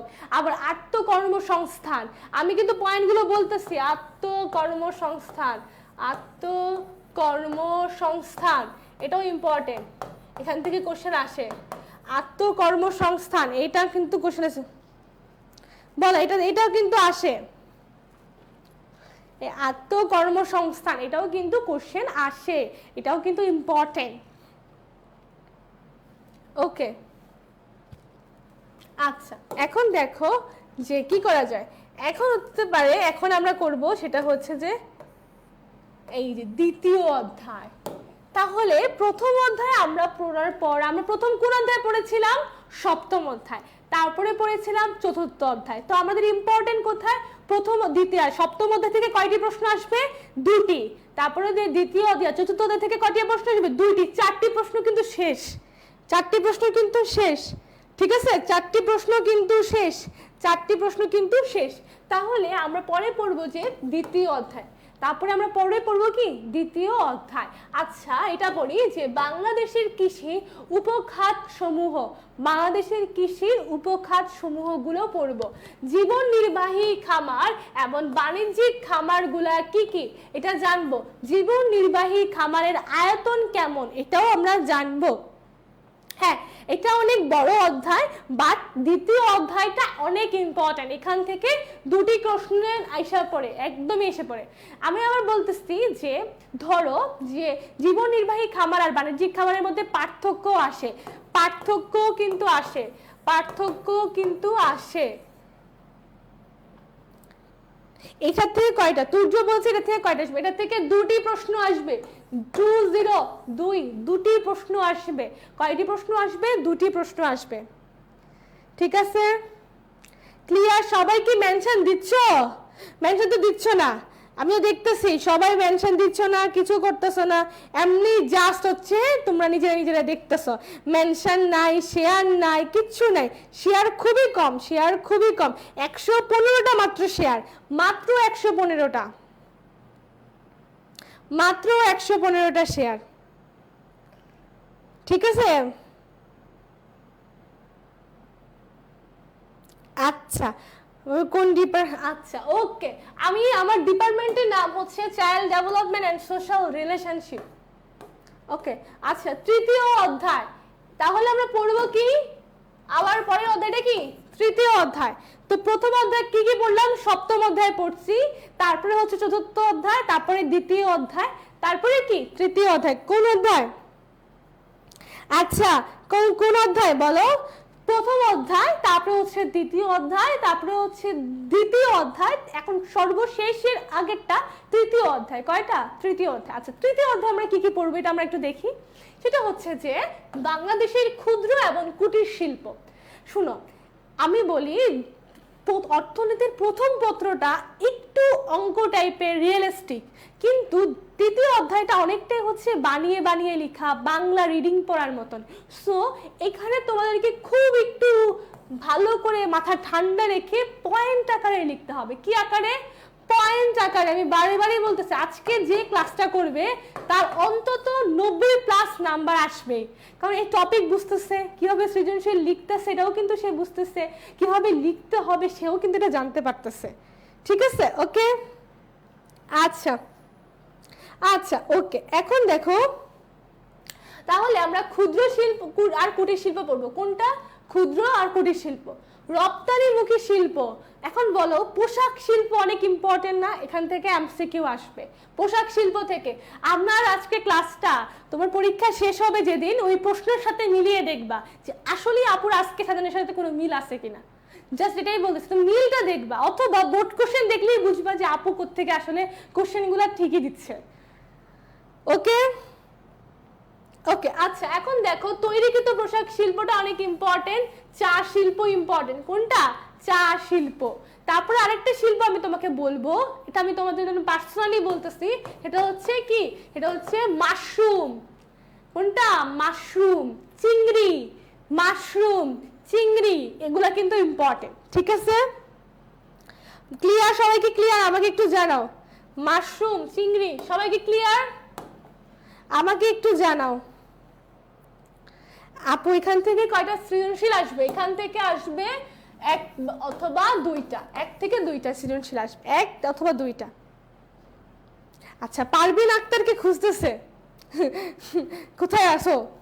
আচ্ছা ওকে, এখন এসব বাদ আমরা কি বুঝতে পেরেছি পরীক্ষায় কিন্তু খুবই সন্নিকট, একটু ভয় লাগাও, A+টা তো পেতে হবে। আমি এখন পড়াশোনা করব না, বাট তখন আমরা বলবো আমাদের বন্যা ছিল দেখে আমরা পড়াশোনা করতে পারি নাই, আমাদের টাইম ছিল না দেখে আমরা পড়াশোনা করতে পারিনি। এই লেকচারটা কম মাইরো, ঠিক আছে? এই লেকচারটা কম মাইরো, কম না মাইরে এখন পড়তে বস, এখন পড়াশোনা কর, দেখবি যে অটোমেটিকলি 90+ মার্ক এসে পড়তেছে। কিন্তু এখন আমরা পড়াশোনা করব না, এখন আমি ফোন টিপবো, এখন আমি সবকিছু করব, আমরা ক্লাস নেওয়ার সময় আমরা উল্টোপাল্টা কথা বলবো, এইভাবে আমাদের জিনিসটা চলতে থাকবে। কিন্তু পড়াশোনা করবো আমি লাড্ডু, কি লাড্ডু, 00, একদম 2টা রসগোল্লা তোমাকে দিবে, বুঝছো? আমি বারবারই বলতেছি, আর্টসে ফেল করা যায় না ঠিকই, কিন্তু A+ পাওয়া কঠিন। ঠিক আছে? আমার কথা মনে রেখো, আর্টসে ফেল করবে না কেউ, কিন্তু A+ তোমাকে কেউ দিবে না। ঠিক আছে? A+ পাওয়ার জন্য কঠিন পরিশ্রম করতে হবে, আমি বারবারই বলতেছি প্রচুর পরিশ্রম করতে হবে, তারাই A+ পাবে। A+ যারা পাবে তারা, আমি বললাম যে কঠিন পরিশ্রম করতে হবে, প্রচুর পরিশ্রম করতে হবে। এই যে আপু যে টপিকগুলো বলছি, এই টপিক অনুযায়ী নোটগুলা করবা, অটোমেটিক দেখবে তোমাদের মার্ক একদম আপ হয়ে গেছে। আপু ঠিকই বলছো, তুমি নোটগুলা করছো, এখান থেকে বোর্ড কোশ্চেনগুলো সলভ করবা। বলছিলাম কি একটা একটা করে করতে, আমি তো বলি না তোমার 8 বোর্ডের 8টা করে নিয়ে আসো, 22 সালেরটা করে নিয়ে আসো, 23 সালেরটা করে নিয়ে আসো, 24 সালেরটা করে নিয়ে আসো, আমি তো বলি নাই। আমি কিগুলো বলছি? 24 সালে তো তোমরা পরীক্ষা দিবা, সরি পরীক্ষা, এইগুলো তো আমি বলি নাই। একটা বোর্ড করবা, আপুকে দেখাবা যে এই বোর্ডের এগুলো এগুলো আপু করছি, তারপর আপু বলে দিব। ঠিক আছে? ক্লিয়ার? আচ্ছা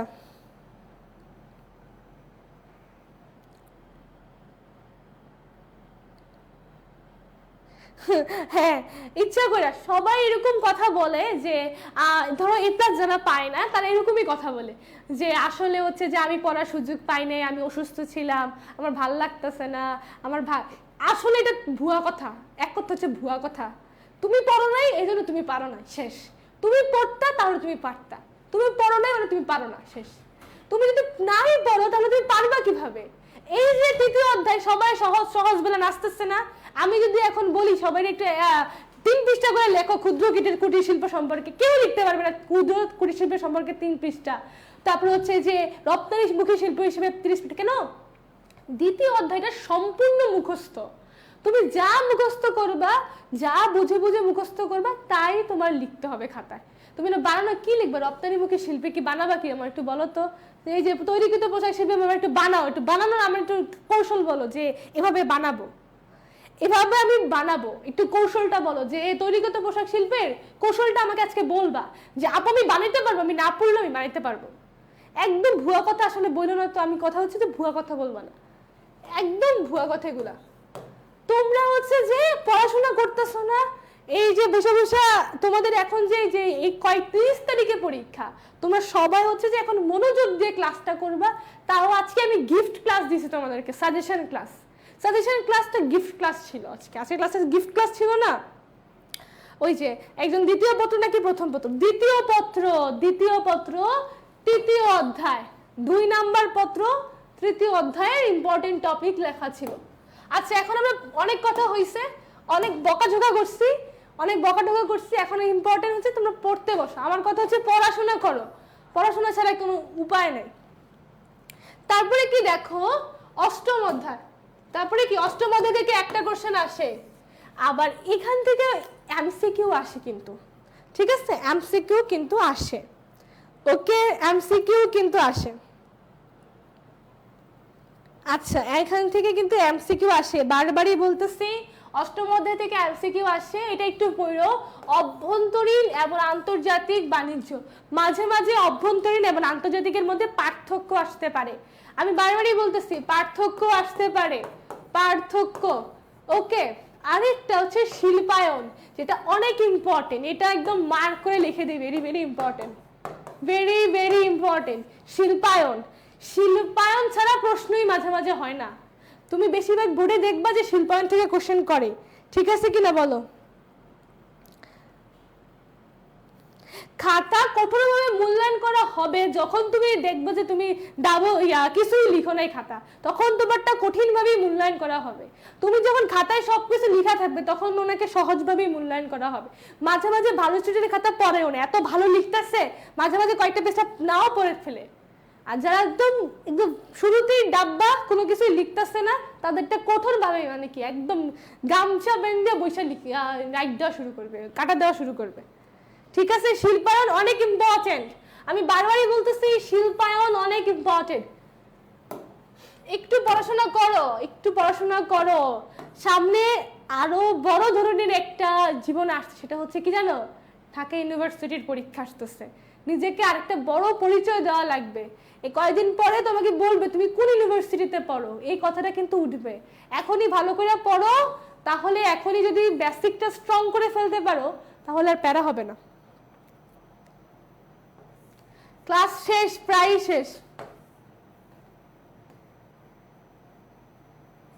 ক্লাস প্রায় শেষ। আমি আজকে ক্লাস এতটুকুই নিব, বেশি ক্লাস নিব না।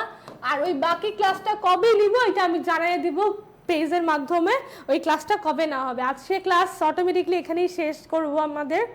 আজকে আমি সাজেশন ক্লাসটাই দেওয়ার জন্য আসলে আসছিলাম। আচ্ছা ওকে, এখন দেখো আমাদের নবম অধ্যায়, এটাও অনেক ইম্পর্টেন্ট একটা টপিক। নবম অধ্যায় ভেরি ভেরি ইম্পর্টেন্ট একটা জিনিস, সেটা হচ্ছে সরকারি অর্থব্যবস্থা, ব্যক্তিগত অর্থব্যবস্থা, পরোক্ষ কর, আবগারি শুল্ক, কর রাজস্ব, আয়কর। এই টপিকগুলো খেয়াল করতেছো সবাই? একটু দেখো তো টপিকগুলো, একটু দেখো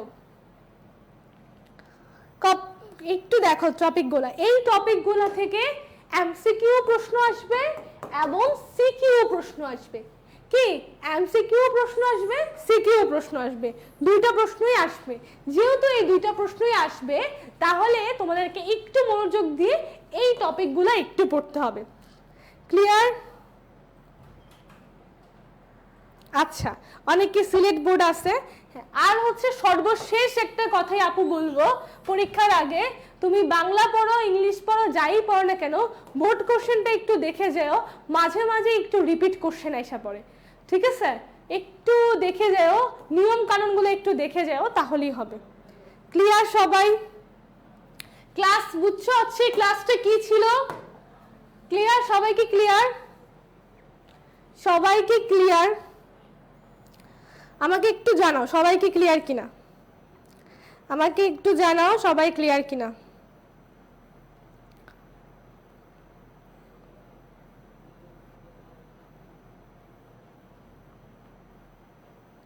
আচ্ছা, আজকে তোমাদের পরীক্ষার আগে আমার সাথে আর কোনো ক্লাস নাই, আজকেই শেষ ক্লাস ছিল তোমাদের।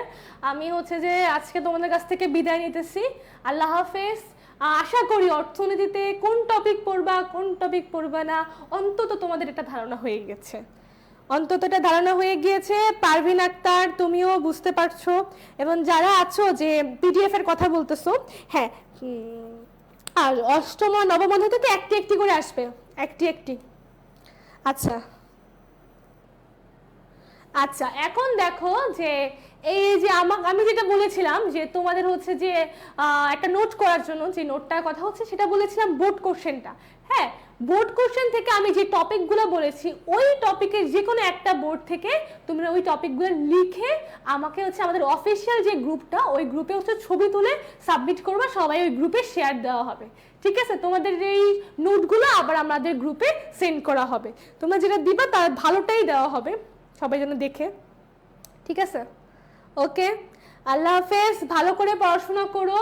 আমি বারবারই বলতেছি সব কিছু একটু দেখে শুনে ভরাট করবা, রেজিস্ট্রেশন নাম্বারটা দেখে শুনে ব্যবহার করবা, কলম খাতা পেন্সিল প্রবেশপত্র নিয়ে যাবা, এগুলো আবার রাইখা আইসো না। অনেক ইম্পর্টেন্ট, পারলে ফটোকপি করে রাখো। বিশেষ করে আমার মা সবসময় করে একটা জিনিসের 3-4টা ফটোকপি করে, এটা আমিও তোমাদেরকে বলবো আজকে যে একটা জিনিসের 3-4টা ফটোকপি না করলে অন্তত একটা ফটোকপি করে রাখো, 2টা ফটোকপি করে রাখো। আচ্ছা, এখানে হচ্ছে যে ফটোকপি করে রাখবা, রেখে যেন কোনো সমস্যা না হয়। আল্লাহর নাম নিয়ে নামাজ পড়ো, নামাজ পড়ে যেন আল্লাহ যেন তোমাদেরকে সুস্থ রাখে। যদি অসুস্থ থাকো কেউই পরীক্ষা বসতে পারবে না ভালো মতন। ভালো প্রিপারেশন আছে, বাট তুমি অসুস্থ, তুমি কখনোই বসতে পারবে না। তো যেহেতু আমার মনে হয় আজকের আমার টপিক থেকে তোমাদের অন্তত 80% অথবা 70% কমন পড়ার মতন, তোমরা হচ্ছে যে অবশ্যই দোয়া করবো। সামিয়া রাইসা বলছো দোয়া করতে, অবশ্যই দোয়া করবো। হ্যাঁ, মনির হোসেন ভালো থাকেন আপু। হ্যাঁ, আমি আলহামদুলিল্লাহ ভালো থাকবো। ফিয়ামানিল্লাহ, সবাইকে বললাম ফিয়ামানিল্লাহ। আল্লাহ রহমতে সবার জন্য ভালো পরীক্ষা হয়, ভালো কিছু হয় আমি চাবো। আর আমার ক্লাসটা হচ্ছে যে তোমরা একটু দেখো যে কি কি প্রবলেম, আর 2টা পিডিএফে তোমরা পেয়ে যাবা ইনশাল্লাহ। তোমাদের হচ্ছে যে গ্রুপে জাস্ট নক করবা, নক করে বলবা আমরা তাইবাপুর ক্লাস করেছি, ইভেন প্লাস হচ্ছে আমরা শেয়ার মেনশন করেছি, তোমরা অটোমেটিকলি তোমরা পেয়ে যাবে ইনশাল্লাহ। ঠিক আছে, আজকে এই পর্যন্তই। আল্লাহ হাফেজ। আমি বারবারই বলতেছি সুস্থতা ইম্পর্টেন্ট, বৃষ্টিতে ভেজার দরকার নাই।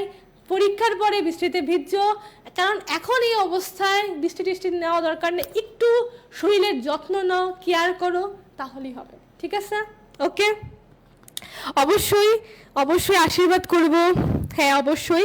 আচ্ছা, আরেকটা কথা, তোমাদের এখন হচ্ছে যে আমাদের হচ্ছে যে এখন তোমাদের ইন্টার পরীক্ষা শেষ করার সাথে সাথে তোমরা হচ্ছে যে একটা ভালো ইউনিভার্সিটির জন্য নিজেকে প্রস্তুতি করবে। আর এই টপিকগুলো যদি ভালো মতন পড়ো না, আমি তোমাকে বলতেছি যে গুচ্ছতে তোমাদের ভালো একটা রেজাল্ট হয়ে যাবে। অনেকে অনেক আটকিয়ে যায়। ঠিক আছে, এখন আমি কেন গুচ্ছের কথা বলছি, কারণ গুচ্ছতে এখানে টাইপের কোশ্চেন আসে, এই জন্য বললাম। অর্থনীতিতে শুধু এখানে আসে না, গুচ্ছতেও কোশ্চেন আসে। আর ঢাকা ইউনিভার্সিটিতেও মাঝে মাঝে টুকটাক দিয়ে দেয়। সো এখন একটা ভালো ইউনিভার্সিটি পড়ার জন্য আমাদের কোর্স আছে, কোর্সেও ভর্তি হতে পারো, ওইখান থেকে ক্লাস নিতে পারো, ক্লাস খুব ভালো হবে ইনশাল্লাহ।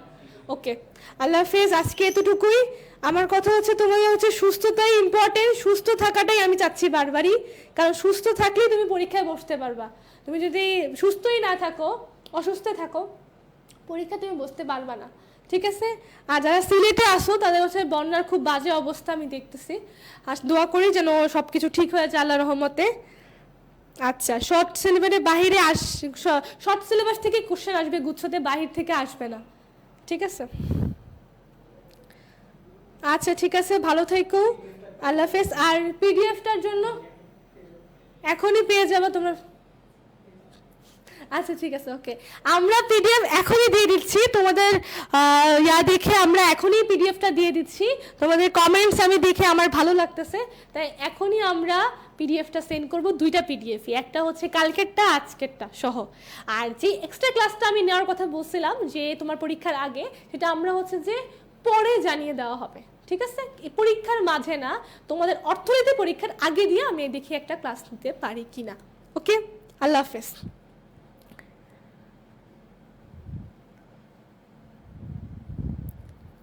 অষ্টম শ্রেণীতে পড়ে এখন, আসলে অষ্টম শ্রেণীতে পড়ে এখন জাস্ট হচ্ছে বেসিক স্ট্রং। আমার মনে হচ্ছে যে অষ্টম 8-এ পড়ুক বা 7-এ পড়ুক 6-এ পড়ুক, ওই যে বইটা পড়তেছে ওখানে যে বেসিক জিনিস আছে ওটা পড়া ইম্পর্টেন্ট।